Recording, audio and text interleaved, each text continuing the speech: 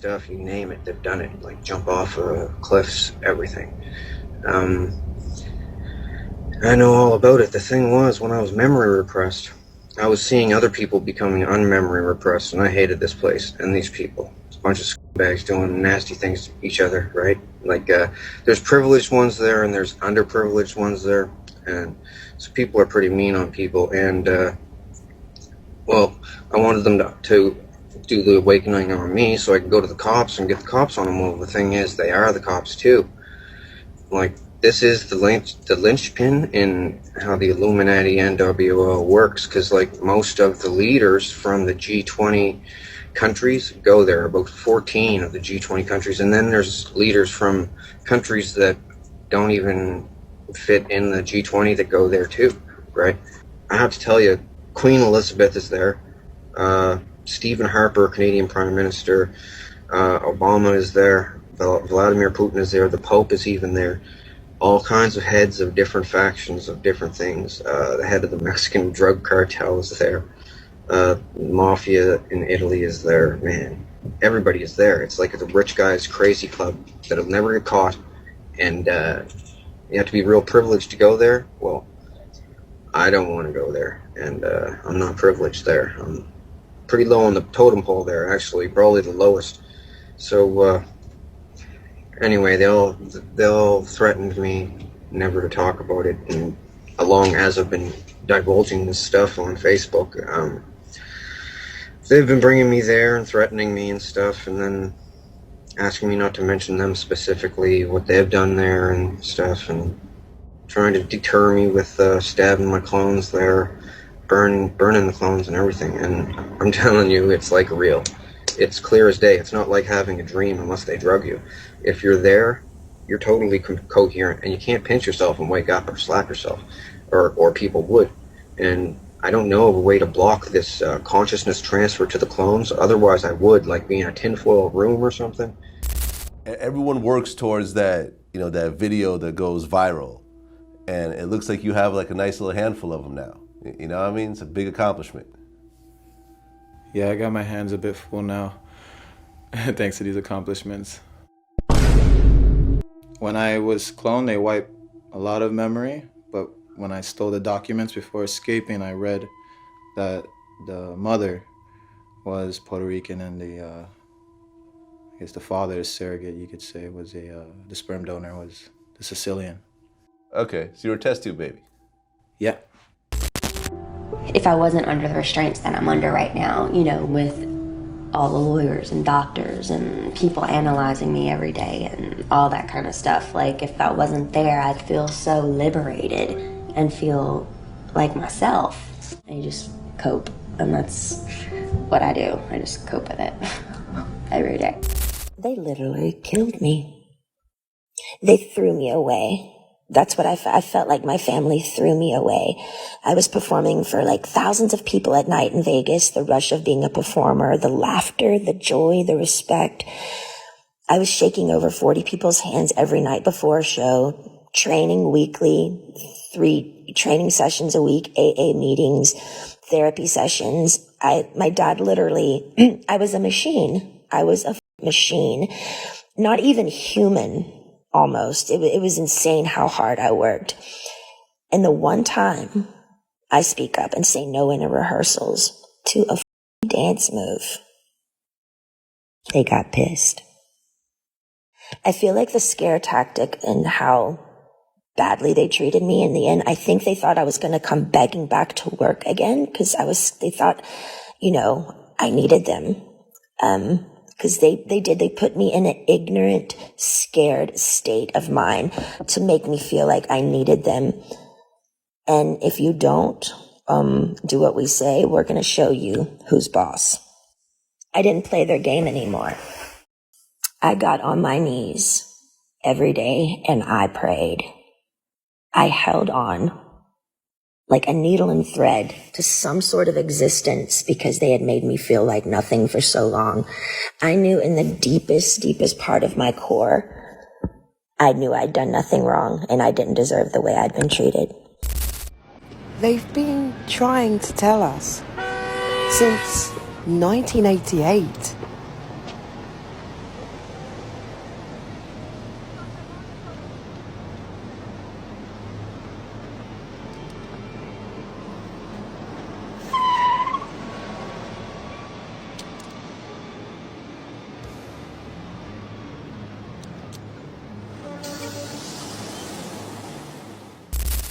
it's not dreaming when you're at cloning.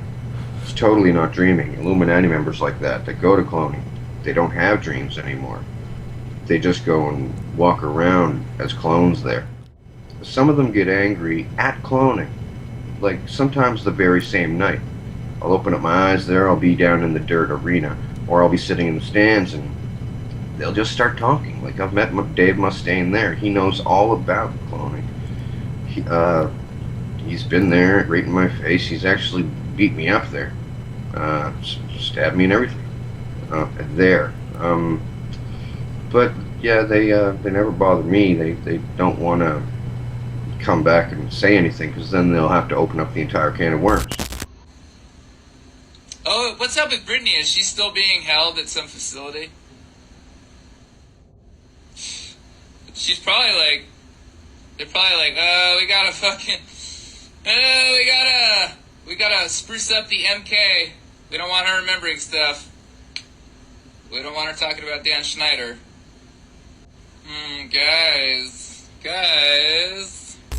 I do think the hardest thing for me was I wanted to use my feet and leave and run or go somewhere. I had to be placed in a chair from like 8 to 6 every day. I couldn't take it. I talked to rabbis. I've talked to grown men about it, and they're like, we don't see how you did it. Honestly, I don't either. And through that, I remember saying, I don't believe in God anymore. I honestly deserve an award for acting like I was okay every day. I thought they were trying to kill me. The Pope is at cloning. The ex-Pope is at cloning. There's bishops at cloning. There's cardinals from the Vatican that are at cloning, like a lot of them. And they sit around. Some of them participate in nasty things, just from what I've seen. Maybe all of them do. I've only seen a few doing things, but they all sit around. They all get told what to do. This crazy girl, Tila Tequila. She's pretty whack, but she is there. Like, she did a little radio show, an impromptu improvisation. Like, she was supposed to talk about something, evil nobility of this or that or something. And she's at cloning just about every night, getting used, right? And she doesn't want to be anymore, but they will give her, like, her little reality show she did. And promote her for tours for her music and stuff. But she didn't want to do it anymore.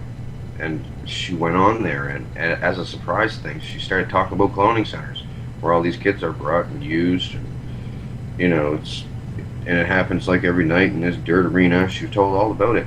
But then, that very night when she went to sleep, turns out that we must have both went to sleep at around the same time and entered REM phase at around the same time, which is about an hour after you go to sleep, hour and a half. So they say, but they can only activate the clone of you there when you're in total REM sleep. And, if you wake up in real life, your clone will drop limp to the floor. Like some Avatar. of the clones there have broken elbows, smashed their heads off the concrete floor, so they always stay seated in the stands in case they ever wake up and they just fall over. Today we celebrate the first glorious anniversary of the information purification directives. We have created, for the first time in all history, a garden of pure ideology, where each worker may bloom, secure from the pests of any contradictory thoughts. Our unification of thoughts is more powerful a weapon than any fleet or army on earth. We are one people. One will, one resolve, one cause. Our enemies shall talk themselves to death, and we will bury them with their own confusion. We shall prevail. Our administration believes that there are loopholes that could allow the cloning of human beings if the technology were developed. Therefore, today I am issuing a directive that bans the use of any federal funds for any cloning of human beings. Effective immediately, no federal agency may support, fund, or undertake such activity. Mark III is a run-around all the time clone, like no REM needed. They can Well, there's two different ways. They can have it run around as a set consciousness, or they can do a duality thing where, like, it's weird. It's, you have to, in real life, you'd have to do absolutely nothing, like, and totally concentrate on walking and talking around as this clone. You get like a weird, like a double vision type of thing. You gotta close your eyes and concentrate. They don't go so good. Like, and Mark IV is supposed to be like top of the line. I don't even know that much about them. Hillary Clinton got caught on camera in her Mark IV in two different places in the country on purpose. She actually got in trouble at the cloning station because they were like, you were seen on camera on purpose and you're double. And she was like, no, it was an accident, but she just wanted it discovered. They all want it discovered so that they can get away. Said scientists in Scotland earlier this year when they successfully cloned a sheep. And they weren't kidding. Using those same techniques, it's now possible to clone humans. What's more, there are doctors ready and able to do it. Content warning. The information provided in this video is based on personal experiences and interpretations and should not be taken as professional advice. Viewer discretion is strongly advised, as some topics discussed may be sensitive or triggering for certain individuals. Always conduct your own research and consult with a qualified professional before making any decisions based on the content of this video. Secret human cloning, a shocking disclosure by Donald Marshall. In 1997, embryologists at the Roslin Institute in Scotland announced that they had successfully cloned a young sheep, Dolly, from a cell taken from the mammary gland of an adult sheep. Public reaction to the news was swift. The story was on the front page of the New York Times and dominated television newscasts and talk shows around the world. Did it mean, people asked, that this could be done in humans? Were we nearer to cloning human beings? U.S. President Bill Clinton reacted immediately, stating that the cloning of Dolly the sheep raised serious ethical questions, particularly with respect to the possible use of this technology to clone human embryos. Clinton called for legislation to ban human cloning, as did 13 European countries, including the UK House of Commons Science and Technology Committee, STC, which said that British law needs to be amended to ensure that human cloning is illegal. President Jacques Chirac of France and German Research Minister Jürgen Reuters also called for an international ban on human cloning. What the public did not realize at the time, according to Illuminati whistleblower Donald Marshall, was the fact that top-secret experiments in human cloning had already been conducted for many decades in deep underground military bases around the world. Marshall claims to have seen human cloning firsthand, as an unwilling participant in human cloning since early childhood. Marshall says that elite scientists in every country all over the world use top-secret cloning technology to create identical human clones to be used in a variety of ways. These near-perfect lookalikes can be used as stand-ins for top government leaders and elected officials, or sent to perform secret spy missions and dangerous acts of espionage. Marshall explains that the public never sees any of this because all cloning activity takes place many levels down in deep underground military bases on government-owned property with highly restricted access. World leaders won't even acknowledge the existence of these deep underground military bases, hundreds of which are built at strategic points all over the world. Therefore, they are never called upon to explain to the public about what really goes on down there. Marshall remembers visiting secret military bases as a young child, though he didn't realize that he was a clone at the time, since clone bodies feel as real as real. It wasn't until Marshall was much older that he was given a tour of the grow rooms, a deep level underground of entire floors where human clones are grown in the dark, suspended in water, in stacked glass tubes. Marshall reports that the grow rooms are dark, dirty, and reek of the smell of urine. He explains that elite scientists usually create a series of the same clones at a time, selecting the best and disposing of the rest, since each body requires only 5 months and $30 to reach full completion. Marshall further explains that there are many kinds of cloning technology used to grow different types of clones. In replication cloning, top-secret scientists create the ideal conditions in the lab for new life to grow, resulting in a perfectly formed baby clone. However, this process is time-consuming, as the baby clone will still need to grow and develop as any other human baby. Instead, duplication cloning is preferred, whereby manipulating certain gene mutations, Clone bodies can be quickly grown to full maturity in a matter of months and can be used immediately.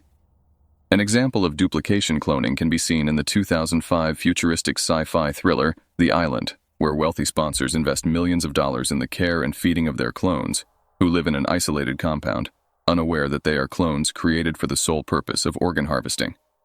However, in reality, clone organs are grown too fast, according to Marshall, and are not viable for use in organ transplant. What's more, he claims the science of human cloning is deeply flawed, with serious side effects, as clone behavior tends to be unpredictable and erratic, with little impulse control. This can be seen in the 1982 sci-fi classic, Blade Runner, by director Ridley Scott, where special police operatives or Blade Runners are used to hunt and extinguish replicants, genetically engineered workers so perfectly designed as to be indistinguishable from real humans. In an early scene, a Blade Runner attempts to administer the Voight-Kampff test to Leon Kowalski, a suspected runaway replicant. The test consists of a series of hypothetical questions designed to provoke an emotional response. When Leon becomes frustrated by his inability to understand the test questions, he reaches for a gun and shoots the Blade Runner dead. According to Marshall, replicant Leon displays typical clone behavior. When confronted with what they don't understand, clones panic and react with violence. For that reason, all clones seen in public require special minders or handlers to travel with them and monitor their behavior. This is why it is common to see politicians surrounded by their private aides and advisors, as well as famous celebrities flanked by personal assistants as part of their entourage.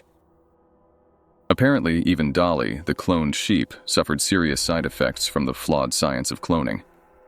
Soon after news of the successful experiment in cloning was released, Norwegian daily newspaper Dagbladet headlined, "Dolly is eating herself to death," claiming that Dolly the sheep could not stop eating and was more than twice the size of her litter mates. Marshall claims that news articles like the cloning of Dolly the sheep are purposely released as a way to gauge public reaction and encourage tolerance to the issue of human cloning, even though doctors and scientists around the world agree that cloning technology is untested, unsafe, and morally unacceptable. Donald Marshall calls for a global ban on all human cloning experimentation. In the 2009 sci-fi drama Moon, actor Sam Rockwell plays astronaut Sam Bell, who, in the futuristic world of 2035, is responsible for maintaining operations at Serang, a remote mining facility located on the far side of the Moon. Bell looks forward to returning home as he nears the end of a 3-year solitary stint mining and shipping helium-3, an alternative fuel used on Earth. However, when Bell accidentally crashes his lunar rover into a harvester and is rendered unconscious, the onboard system computer, Gertie, believing Bell to be dead, activates another astronaut, sleeping in hibernation, to replace him. Bell manages to survive the crash and, returning to the space facility, finds that the new astronaut activated to replace him is his identical clone. In time, the two men discover that they are both clones of the original Sam Bell, manufactured to avoid hiring costly new astronauts. They find that they are only copies of the original Sam Bell, complete with detailed memories of his life, loves, and family back home on Earth. The film asks us to consider, what does it mean to be human? This question is difficult to answer since, according to Illuminati whistleblower Donald Marshall, it can be hard to tell if you are a clone or not, since as a clone, your body, memories, and feelings seem real as real. He claims to have been an unwilling participant in top-secret cloning projects since he was a young child. He states that all world governments have engaged in covert human cloning for many, many decades. He reports that he was cloned by members of a powerful organization known as the Illuminati.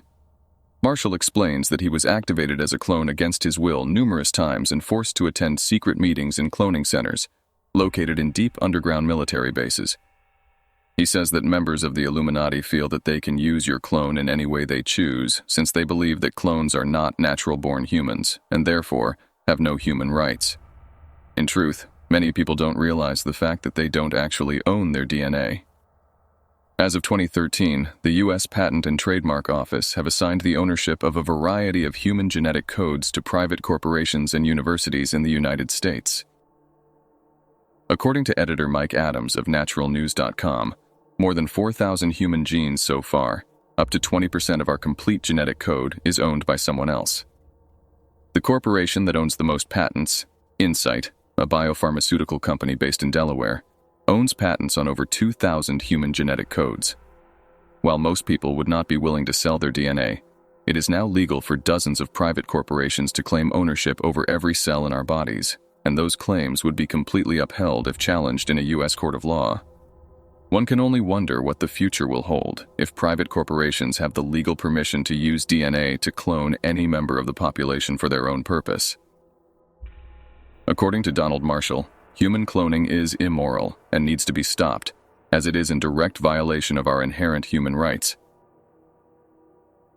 To sleep, never to dream. REM, driven consciousness transfer.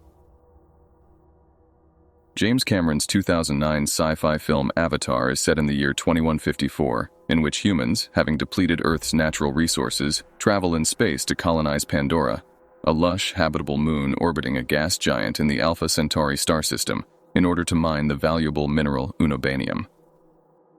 Pandora, whose atmosphere is poisonous to humans, is inhabited by the Na'vi, a race of 10-foot-tall, blue-skinned humanoids who live in harmony with nature and worship a mother goddess called Ewa. To explore Pandora, scientists create genetically engineered Na'vi-human hybrids called avatars, which are surrogate bodies that look and move like the indigenous Na'vi of Pandora, but are actually uploaded using the mind of a human in a remote location. In this way, avatars are safe to be attacked, even killed, without any actual harm coming to the controller, since their real bodies are never in any danger. Many futurists predict that this type of mind uploading will someday be possible, where information, memories, and experiences can be downloaded from one brain and then transferred into another. According to the science editors of the Genetic Literacy Project, however, mind uploading won't work because consciousness can't be transferred. Not true, according to Illuminati whistleblower Donald Marshall, who says that there is no need to look to the future for mind uploading. The future is already here. Marshall explains that when he goes to bed at night, his consciousness is stolen while he sleeps and is held hostage until his body wakes up. Known as REM-driven consciousness transfer, Marshall claims that elite scientists use this top-secret technology to transfer his individual consciousness from his residence in eastern Canada into his identical clone at a cloning center hundreds of miles away. He maintains that this consciousness transfer happens almost every night, even though his real body never leaves the room, and continues to sleep through the night. Once his real body eventually wakes up, however, his clone body drops limp. Marshall says that all goes black, and as he wakes up, his consciousness quickly returns to his real body. It might seem unbelievable, but Marshall claims that covert experiments in genetic engineering and human cloning have been conducted by Illuminati scientists in deep, underground military bases for decades. Marshall says that he was an unwilling participant in secret cloning experimentation since early childhood. Growing up with a seemingly normal family, Marshall was forced to lead a double life, spending his nights trapped at the cloning center, where he was held against his will by top-secret technology. Marshall claims this consciousness transfer can only take place once the brain has fully entered the REM sleep cycle. He explains that once you begin to dream, they can steal your consciousness and bring you wherever they want. REM, or rapid eye movement. Sleep has, since its discovery, been closely associated with dreaming. REM sleep is defined as a unique phase of sleep characterized by random movements of the eyes, low muscle tone throughout the body, and the propensity of the sleeper to dream vividly. As Marshall reports, I go to sleep at night, and an hour later, I open my eyes to find myself naked on a stainless steel rack at a cloning center in Western Canada. Disorientated at first, Marshall looks around to find himself lying in a room filled with computers. One nearby is monitoring his brainwave patterns. Marshall explains that a green light on a control panel will light up to indicate when the subject has entered REM sleep. Then, he says, workers there just push a button and you open your eyes, in the clone zone. According to Marshall, members of the Illuminati have clones and attend the cloning center at night. While their real bodies are at home, sleeping, they sit in the stands of an arena the size of a hockey stadium and watch disgusting things done to innocent people. When their real body wakes up at home, the clones slump down in the seat and workers come to haul them out on a hand truck. Immediately, someone new takes their place. Marshall says it's like that, people in and out, coming and going, all night long.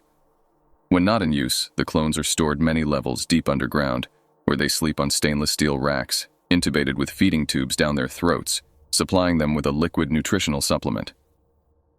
The clones are monitored and cared for, while they wait for their turn to be activated.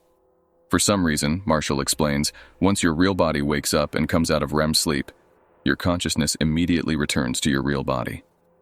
He says that it can be easy to get injured because sometimes when you wake up in real life, your clone suddenly drops limp and falls on the concrete floor of the stadium. For that reason, everyone usually stays seated in the stands, Marshall continues, because no one ever knows when their real body will wake up and deactivate the clone. Marshall claims that there are thousands of Illuminati members being activated at different time zones in deep underground military bases all over the world. The level of organization involved is staggering.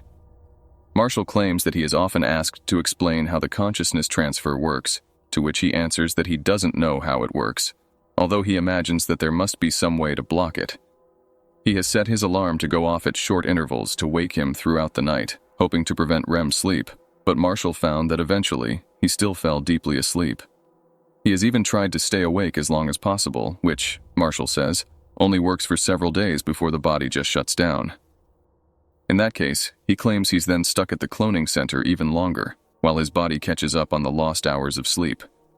Marshall says that he has experimented by going to bed after taking alcohol or prescription medication, hoping that it might interfere with the consciousness transfer. Marshall reports, however, that he was still brought to the cloning center anyway, feeling drugged or drunk, even though, strangely enough, the clone never consumed any drugs or alcohol. Others have asked Marshall why he can't just move somewhere far away, to which he explains that moving would be of no use. There is no distance limit to prevent the consciousness transfer.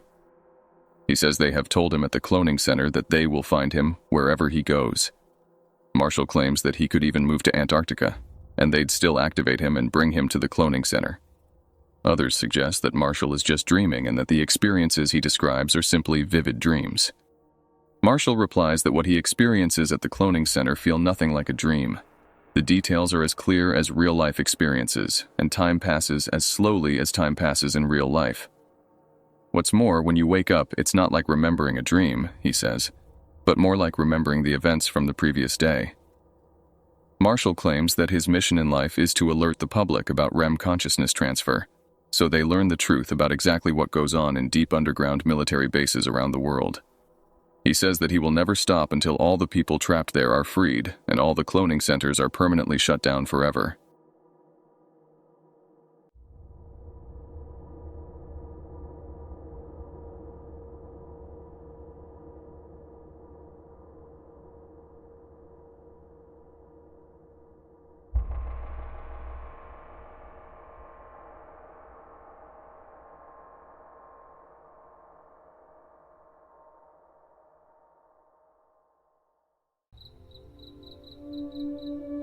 Hey everyone, thank you so much for watching. Stay safe, and I'll see you in our next video.